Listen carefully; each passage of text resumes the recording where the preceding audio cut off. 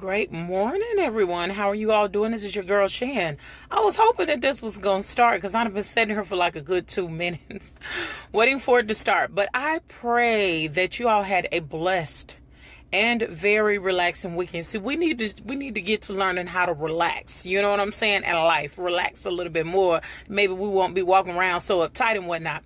But let me go ahead and let you all know what tonight's show is going to be about. Good morning, Natasha, baby. When I tell you, me and my husband had to crack open the Bible even the more. You hear me? And was like, oh my God, we've been in church all our life. We never knew that that's what the Bible actually said. So tonight is going to be a marriage proposal. Should a woman propose to a man? That's going to be tonight's topic on our show, 7 p.m. Central Standard Time on KRGN 98.5 FM, The Rock. For those of you who would like to listen, good morning, Penny, you would like to listen to the show tonight at 7 p.m., you can go to mykrgn.com. So mykrgn.com, and you can listen live. Good morning, Cousin Kim. Or you can also download the app in the App Store. And so today I'm going to talk about real quick about marriage, maturing. I've been talking about that for some time, about marriage and maturity. And, one thing is two parts to this. Number one, we get into a marriage and we don't allow, good morning, Simone, each other to mature in the marriage. Husbands don't allow the wife to mature. Wives don't allow the husbands to mature. And then the second part of that is we do not allow, as husband and wife, our marriage to mature. There are so many people that I see that 6 months they get a divorce. And maybe it's because of what, our environment, I guess I can say, what we were exposed to. Not to say that there are a lot of divorces in the military, but that's what I'm speaking of. That's what we've seen. That's what we're accustomed to, where people don't allow their spouse to mature in the marriage. One of the biggest things when we sit down and we talk to people that we hear is, my husband is not doing this, my wife is not doing that. The first question that we tend to ask is, are you communicating with your spouse and letting them know that, this is the desires of your heart? And they'll sit up and say, well, no, they should already know what I want. No, they shouldn't. No, they shouldn't. I don't understand where we feel that once we said I do to our spouse, they should have became an automatic genie to where they can rub on some magic lamp and all automatically know what we want. I mean, come on, really? The only one who knows us inside and out, because he created us, is God. So how can you expect your spouse to be on a God-like level? Okay. Now, if we keep it real, even throughout the marriage, things change. The things that I used to like when I was a 20-year-old young woman, when I first married my husband, I don't like anymore. And so that we have to understand, we have to allow our spouse to grow into the maturity of who God created them to be. Now, on the other side, for those who are immature, not to rush God's time into anything, but if you okay, I'm going to give this example, and Lord, I know this is not a good example, but it's kind of relevant to this. Okay. So this post that I seen, it was actually this morning. It said, if you still throwing up the bird, I'm going to say that. If you still throwing up the bird and you in your 40s, I'm going to need you to let that go. In pictures. It was talking about in pictures. It's some things, good morning, Thisha, that we need to grow out of and we need to mature. Now, so if your spouse is constantly telling you, hey, baby, or they're opening up and communicating to you and tell you, baby, hey, can you do this, baby? Okay, baby, I don't like that anymore, or whatever the case may be. Can you at least take the time to honor your spouse? We have to allow that maturity to come forth, but at the same token, those that's just like somebody, you 50 years old and you talking about, I'm still looking for a job. Let it go. Let it go. You can't be living off your wife or vice versa. You know what I'm saying? All your life. At some point, we need to grow up. Even the word of God said, when I was a child, I spoke, okay? As a child. I acted as a child. But when I became a man, I put away childish things. Paraphrasing, when I grew up, I put away those things that were childish. And it's a lot of us, even in marriage, that, good morning, Petra, that are not putting away childish things. I remember when my husband is 7 years older than me, right? And I just knew. Now, this is Shan now. Now, mind you, I was 18, 19, 20 years old. I have a mindset of I'm wise beyond my years, as the old folks say. So I didn't want to be with nobody that was my age. And the only reason why I say that is because a lot of the people, the males that I seen that was my age when I was 18, 19 to 20, they acted like little boys, and I didn't have time for that. So when I was having a conversation with my mom before I married my husband, and I called my mama and I talked to her, and I was like, hey, you know, I told y'all that before. I said, Mama, he's 7 years older than me.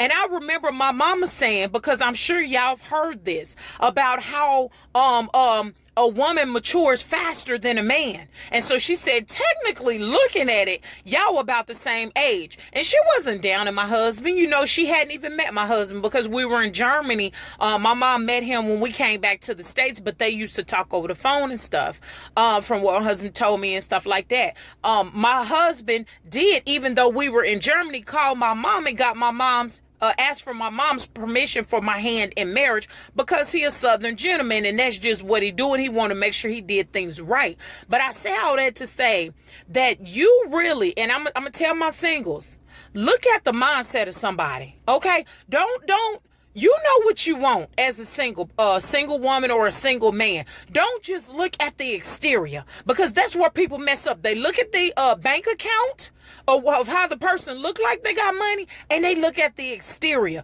What you need to do is you need to get to know that person. You need to get to know their mindset. You need to get to know, what is your goals in life, Joker? Where you trying to go? Just like when you go on a job interview, and they asked you, because I know I used to ask this when I was running interview panels, where do you see yourself in the next 5 to 10 years? See, these are some questions that you need to ask, because what's happening is we get so happy and so moved by what we see and what we smell and how that joker sound and how that female looks. She got that 36, 24, 36 body, you know, or her body snatched, as these kids are saying, that we don't look past we don't look at their maturity level. We're looking at the exterior and everything that excites us and turns us on. What we need to do is put that on pause real quick, and we need to ask some real questions. That way, when it comes to marriage, you won't be, because maybe you want somebody who know the word. You know what I'm saying?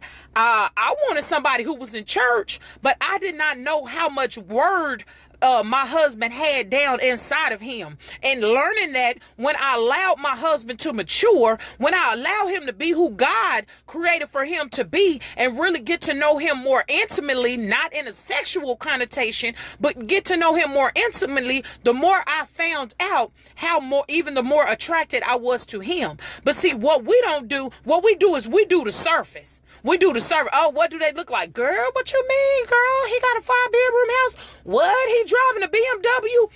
We not know what your credit history look like.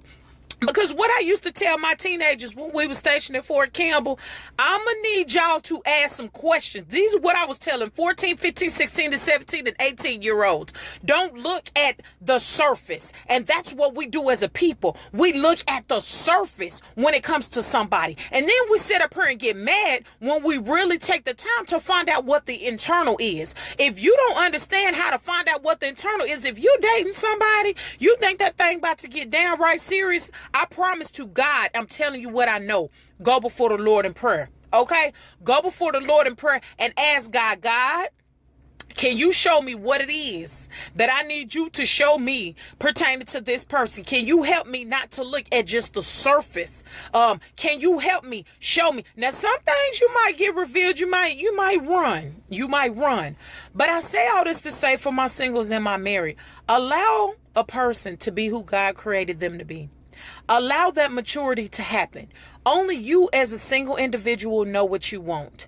And I'm not talking about an outrageous laundry list. That's not what I'm talking about. I'm talking about realistically. Because as you grow up, as you get in your late 30s, your early 40s, in your 50s, baby, you ain't got time for reindeer games. You see what I'm saying? You about some real truth. But maturity, you have to allow to happen in our marriages. Quit thinking that everything should be perfect in the first year, the first 5 years, the first 10 years, the first 15 years, even the first 20 years. No, when you are becoming one, The two are becoming one. That just doesn't happen when you instantly say, I do. Please know that. That happens when you start to work together. So for those of you who are thinking in your mind right now, I just want to walk away. I'm tired of this. It's been 5 years. It's been 10 years. Our marriage should be like this and this and this and this. If you ain't received help from people who mean you good, if you haven't received counseling and you're not going into a counseling session with a it's all they fault attitude, and you're willing to go in to say, okay, I'm broken as well as my spouse, can you help the both of us get past this so we can have a more blissful marriage? If you're not willing to do that, you're not going to have happiness in your marriage. I'm telling you what I know. If your whole intention, and I'm going to keep saying this for the rest of the time that God allows us to minister on marriage, is pointing a finger at your spouse, you're not going to ever have happiness. I'm telling you, work on your own stanky brokenness, okay? Work on going before God and praying to God and him asking you, God, please help make me whole. Please show me me. Show me me in the way that my spouse see me. Show me the things that need to change, okay? So I always try to keep it real light on the Monday, and y'all know I goes in on Fridays, okay? Like I did last Friday, if y'all missed that. But share this with somebody who may need this, because like I always say, you never know who's going through, okay? Tomorrow, I think I'm going to be speaking on from experience when your friends get a divorce and you stuck in the middle, okay? When your friends get a divorce and you stuck in the middle. Yeah, we're going to talk about that. I got some advice and some words of endearment to give on that tomorrow. So y'all have a blessed Monday. Keep your mind in a positive mode. Don't let anybody take you out of character, because they can't unless you allow them, okay? Don't let anybody steal your joy. Join us tonight at 7 p.m. Central Standard Time, as the title of our show is going to be Marriage Proposal. Should a woman propose to a man? Get your Bibles ready, because I'm telling you, some things that were shared, baby, when we took it to that word to verify, hunty, okay? Y'all have a blessed day. Your girl Shannon be back with y'all tomorrow. Share this because it's free. And if you ain't liked our page, like our page. I think I'm going to start saying it because we're getting closer and closer to 1,000 likes. Have a blessed day.